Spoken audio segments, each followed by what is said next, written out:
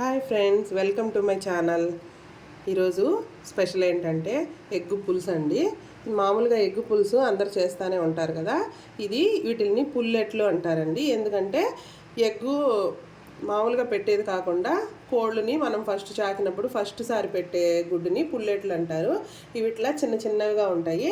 Taste అయితే చాలా బాగుంటాయి.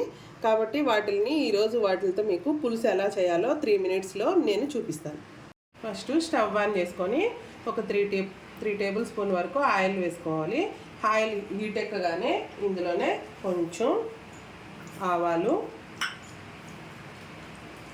కొద్దిగా మెంతులు వేసి కొద్దిగా వీటిని వేపుకోవాలి. చూసారా, ఆవాలు చిటపటమన్నాయి. మెంతులు కొంచెం దూరగా వేగిన తర్వాత ఇవి 2 ఆనియన్లు అండి, ఇట్లా సన్నగా కట్ చేసుకొని ఇందులో వేసేసుకోవాలి. కొంచెం ఈ పుల్లెట్లు పులుసుకు కొంచెం ఆనియన్స్ ఎక్కువగానే పడతాయి. ఇప్పుడు వీటిని దోరగా వేపుకుందాం. ఆనియన్స్ కొద్దిగా మగ్గిన తర్వాత ఇందులో ఒక టమాటో ఇలా కట్ చేసి పెట్టుకున్నాను, ఇది కూడా ఇందులో వేసేసుకున్నాను. ఇలా మగ్గుతుండగానే ఒక 2 రెబ్బలు కరివేపాకు కూడా ఇందులో వేసేసుకున్నాను. ఆనియన్స్ ఇలా బాగా మగ్గిపోయిన తర్వాత ఇందులో 1 టేబుల్ స్పూను పసుపు వేసాను. ఇందులో ఒక 4 టేబుల్ స్పూన్స్ వరకు కారం వేస్తున్నాను. వేసి ఒకసారి బాగా కలుపుకుందాం. ఇలా బాగా కలుపుకున్న తర్వాత చింతపండు, ఒక చిన్న నిమ్మకాయ అంత సైజు చింతపండు తీసుకొని ఇలా గుజ్జు తీసి వాటర్ వేసుకొని పక్కన పెట్టుకున్నాను.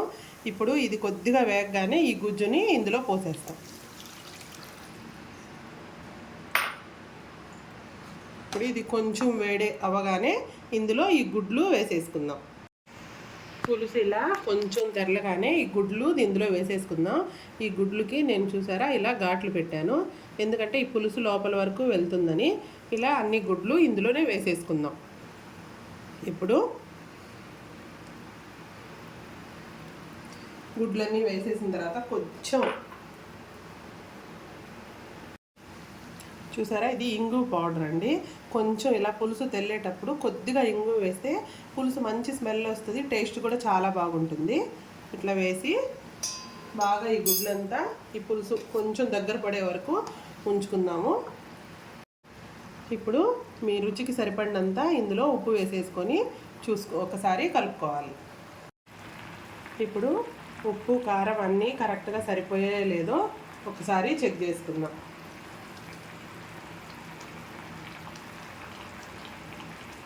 నాకైతే అన్నీ కరెక్ట్గా సరిపోయాయండి.